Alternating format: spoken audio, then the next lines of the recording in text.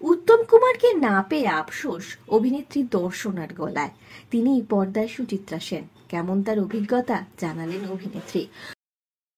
আপনাদের সবাইকে স্বাগত সিনে গসিপে।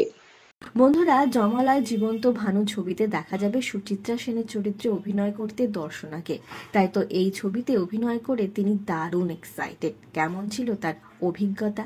সংবাদ মাধ্যমে দর্শনা জানিয়েছেন, আমি তখন দার্জিলিংয়ে, ফেব্রুয়ারির ঠান্ডা গায়ে জড়িয়ে টয় ট্রেনে। তখনই কৃষ্ণেন্দুদা ফোন এসেছিল। সবটা শোনার পর না বলার প্রশ্নই ওঠেনি। এরকম একটা চরিত্রে অভিনয় করতে পারবো জেনে মন ভালো হয়ে গিয়েছিল। কলকাতায় ফিরেই তাই ৭৪ ছবিটি আবারও দেখতে বসলাম। বন্ধুরা, অভিনেত্রী জানিয়েছেন, সাধারণত পরিচালকেরা বিখ্যাত কোনো দৃশ্য নতুন করে আবার ক্যামেরা ধরার আগে পুরনো ছবি না দেখার অনুরোধ জানান। কৃষ্ণনন্দা কিন্তু উল্টোটাই করেছিলেন। তিনি বেশি করে ওই দুটো দৃশ্য দেখতে বলেছিলেন, কারণ আমরা হুবহু ওই দৃশ্য পর্দায় দেখাতে চেয়েছি। দর্শনা জানিয়েছেন, মাসি মালপো খামু দৃশ্য দিয়েই ছবির প্রথম শুটিং শুরু। মুখ্য চরিত্রে এই ছবিতে অভিনয় করছেন শাশ্বত চট্টোপাধ্যায়। অভিনেত্রী জানিয়েছেন, কোথায় সুচিত্রা সেন, কোথায় আমি, চেহারাতেও কোনো মিল নেই।